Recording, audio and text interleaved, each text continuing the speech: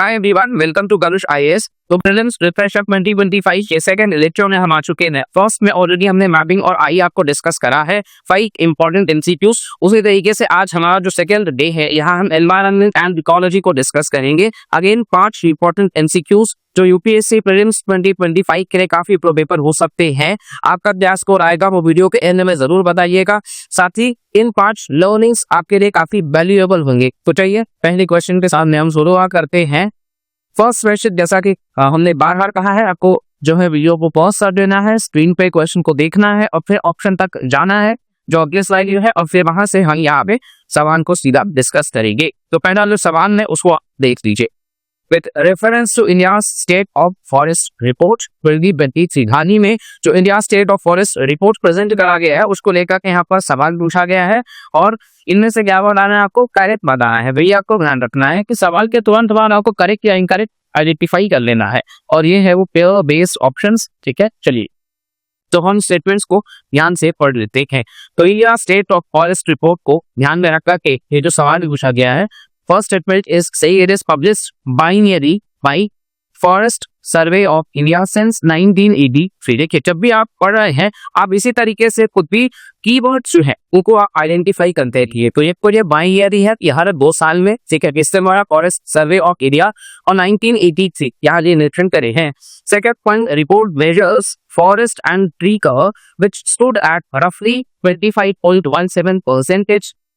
Third, Madhya Pradesh saw the maximum increase in forest cover, ठीक है, whereas Chhattisgarh having largest forest and tree cover। ठीक है, third option ये कह रहा है, जबकि फोर्थ ऑप्शन कह रहा है forests are mentioned on the union list of the 7th schedule। तो ये आपको क्वालिटी का एंगल भी यहाँ पे इन्वॉल्व है। ठीक है, इंडिया स्टेट ऑफ फॉरेस्ट की रिपोर्ट को हम ध्यान में रखते हैं। आप आलोप आपने अपना करेक्ट आंसर जो है वो मार्क कर लिया होगा। तो चलिए अब हम करेक्ट आंसर के आगे चलते हैं। देखिए सबसे पहला जो है ये कह रहा है it is published binary bye forest survey of India. यहाँ तक को पार्शियली करेक्ट है, लेकिन 1983 से नहीं। द करेक्ट आंसर इज 1987 और ये अब तक का 18th रिपोर्ट है। ठीक है, तो ये स्टेटमेंट इनकरेक्ट हो जाता है। सेकंड ऑप्शन जो है report measures forest and tree cover जो कि रहनी 25.17% है, ये करेक्ट है। फॉरेस्ट और ट्री कवर मिलाकर के 25.17% है। नेशनल फॉरेस्ट पॉलिसी जो भारत का है उसके अकॉर्डिंग 33% होना चाहिए, लेकिन अभी उस कैटेगरी में भारत के 19 स्टेट्स और यूनियन टेरिटरीज ऑलरेडी है। थर्ड ऑप्शन जो है वो कह रहा है कि मध्य प्रदेश ने मैक्सिमम इंक्रीज दिखाया है फॉरेस्ट कवर में, जबकि छत्तीसगढ़ के पास में सबसे ज्यादा फॉरेस्ट और ट्री कवर है। अब ये जो स्टेटमेंट है ये गलत है। एक है, यहाँ पहला बार को मध्य प्रदेश लिया जिसके पास में सबसे ज्यादा फॉरेस्ट या ट्री कवर है एरियाज। ठीक है, और यहाँ जो ऑप्शन ये कह रहे हैं एक्चुअली यहाँ पे जो मिजोरम है वो यहाँ पे आएगा। ठीक है, maximum increase in forest cover सिर्फ आपसे पूछा जाएगा तो मिजोरम है। अगर फॉरेस्ट एंड ट्री कवर दोनों पूछा जाएगा तो छत्तीसगढ़ है। अगर यहाँ पे मान लीजिए कि फॉरेस्ट के साथ साथ में ट्री कवर भी लिख देता है तो फिर वहां हम छत्तीसगढ़ को ही लिखेंगे।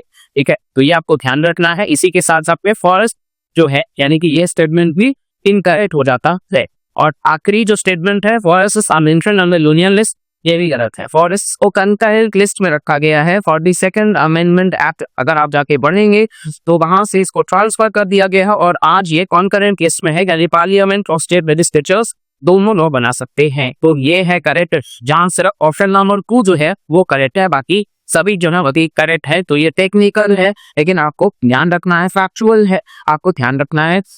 देखिए इस रिपोर्ट में जो है फॉरेस्ट सर्वे ऑफ इंडिया का कुछ आपको और पॉइंट्स बता देते हैं। इसका जो हेडक्वार्टर्स है ये देहरादून में है। ठीक है, ये देहरादून में है, उत्तराखंड के मिनिस्ट्री ऑफ एनवायरमेंट जैसा आप देख करके ये काम कर रहे हैं। यहाँ forest cover, tree cover, mangrove cover, carbon stocks, ये सारी चीजें जो है वो मेजर करी जा रही हैं।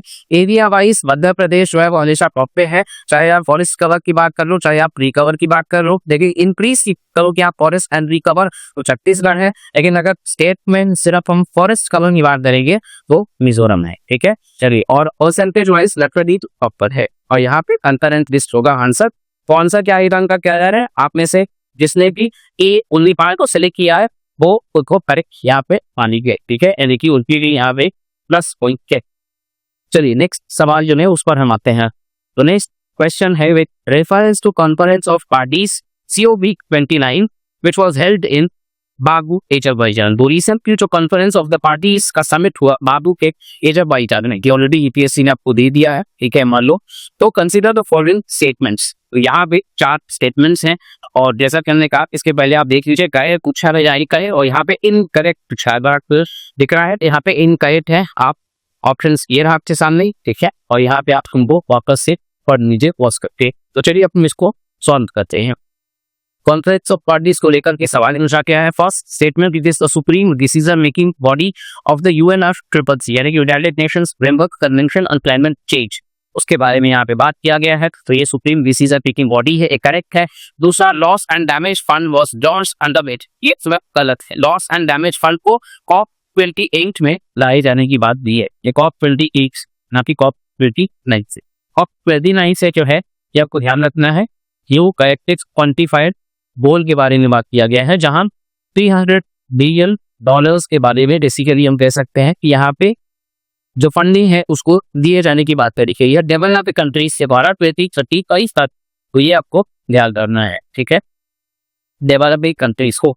लॉस एंड डैमेज फंड जो है वो COP28 का हिस्सा है। साथ ही India has committed to produce 500 gigawatts of renewable energy capacity by 2030, तो ये करेक्ट है। साथ ही इंडिया ILEC जो है मतलब इंटेंडेड नेशनली डिटरमिन्ड कंट्रीब्यूशन, इसका जो फुल फॉर्म है इंटेंडेड नेशनली डिटरमाइंड कंट्रीब्यूशन, हर देश का कंट्रीब्यूशन कितना होगा इस बारे को लेकर के, क्लाइमेट चेंज को लेकर के। तो वो कह रहे हैं 35% रिडक्शन करेंगे कार्बन इंटेंसिटी में भारत के GDP के मुकाबले बाई 2030, और ये 2022 के लेवल में जाके गएंगे, ये गलत, ठीक है। यहाँ पे 45% होगा, 45% तक का रिडक्शन करने की बात करी गई है। And sourcing 40% of its energy from renewable sources, again ये गलत है, यहाँ 50% होगा। तो 50% जो एनर्जी से रिक्वायरमेंट फुलफिल करना है वो रिन्यूएबल रिसोर्सेज से करना है।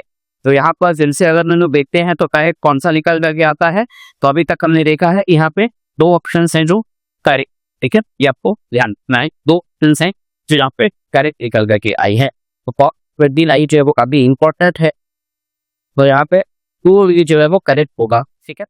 इसको थोड़ा डिटेल में आदो कवर करिए, बिकॉज सवाल जो है वो बहुत इंपॉर्टेंट बन सकता है। तो प्रोटोकॉल के बारे में भी आप पे कर सकते हैं, ठीक है, कुछ तरीके से नहीं समझदार रहा है।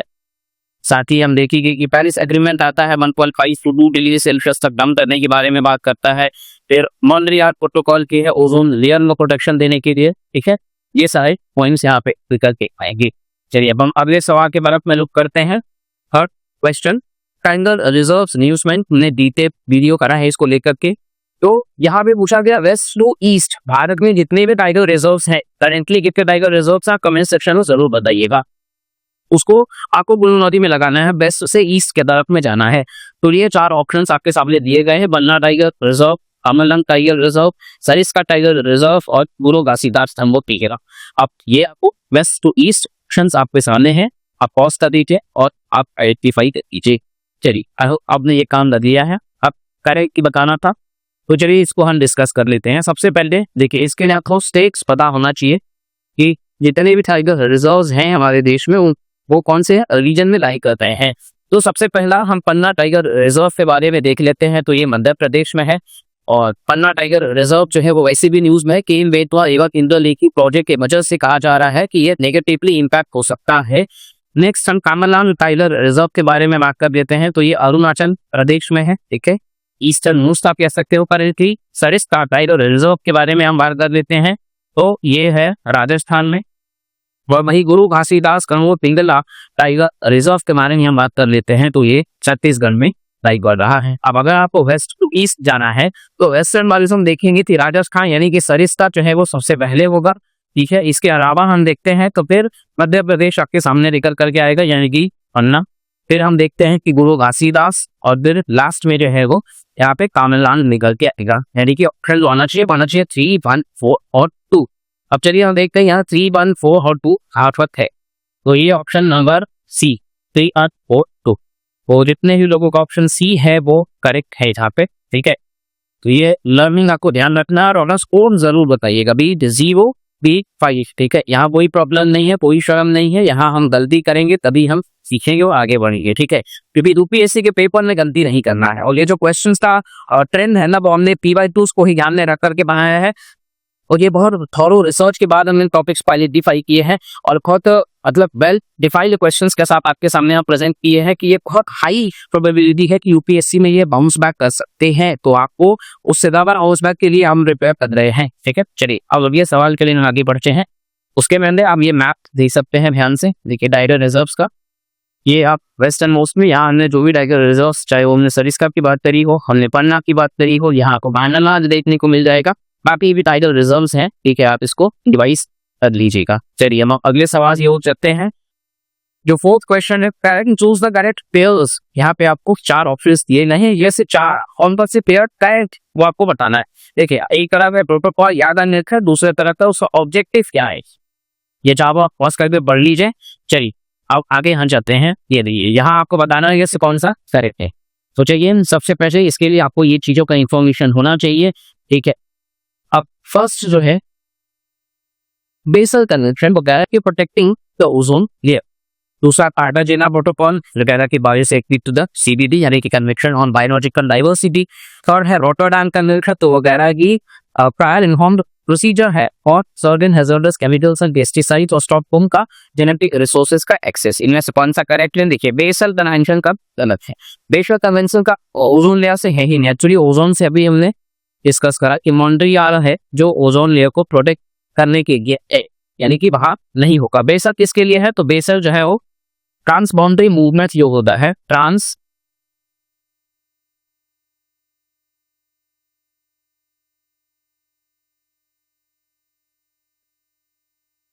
और हैजर्डस वेस्टेज, उसको ये कंट्रोल करने की बात करता है। फॉर एग्जाम्पल अमेरिका में जो वेस्टेज है उसको ऐसा नहीं कि अफ्रीका में जाके डंप कर देना है। तो बेसल कन्वेंशन उसके बारे में ही बात कर रहा है, transboundary movement of hazardous wastage को मतलब नहीं कंट्रोल करना, रेगुलेट करना। और मॉन्ट्रियल जो है वो ओजोन लेयर से यानी कि बहना जो है वो गलत। दूसरा कार्टाजेना प्रोटोकॉल, तो ये करेक्ट है कि biosafety to the CBD convention on biological diversity, ठीक है। नेक्स्ट रोटरडैम कन्वेंशन, तो ये भी करेक्ट है। इसके लिए PIC यानी कि प्रायर इन्फॉर्म्ड कंसेंट की जरूरत है। Procedure for certain hazardous chemicals and pesticides, तो जो हैजर्डस केमिकल्स एंड पेस्टिसाइड्स है वो रोटरडैम कन्वेंशन में कवर्ड। और स्टॉकहोम कन्वेंशन फिर से गलत है, ठीक है। स्टॉकहोम कन्वेंशन जो है वो एक्चुअली डील करता है with persistent organic pollutants, POP, ठीक है। परसिस्टेंट ऑर्गेनिक पोल्यूटेंट, वो पोल्यूटेंट जो परसिस्टेंट रहेगा वो है परसिस्टेंट ऑर्गेनिक पोल्यूटेंट। आप जेनेटिक रिसोर्सेज के ऊपर कौन सा है, ठीक है। तो यहाँ जो करेक्ट आंसर है वो है नागोया प्रोटोकॉल, या तो ध्यान रखना है। नागोया प्रोटोकॉल जो है वो एक्सेस टू जेनेटिक रिसोर्सेस और फेयर और इक्विटेबल शेयरिंग ऑफ बेनिफिट्स के बारे में बात करता है।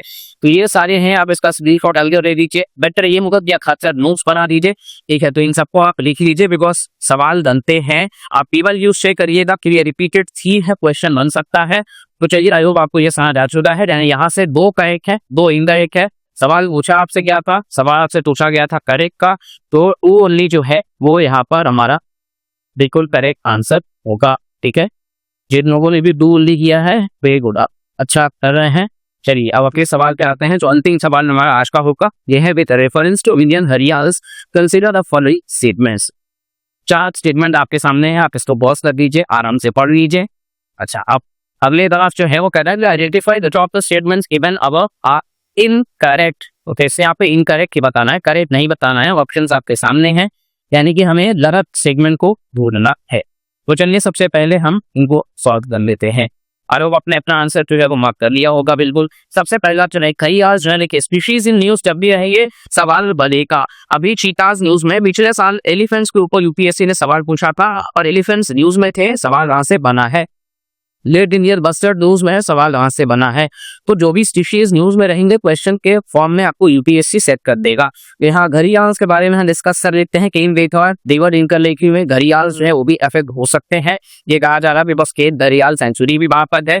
साथ ही घड़ियाल जो है वो हमेशा न्यूज में रहते हैं। तो चलिए इनको डिस्कस करते हैं। फर्स्ट वक्त कह रहा था इट्स IUCN यानी कि international union for conservation of nature, ठीक है। IUCN 9 कैटेगरीज में स्पीशीज को क्लासीफाई करता है।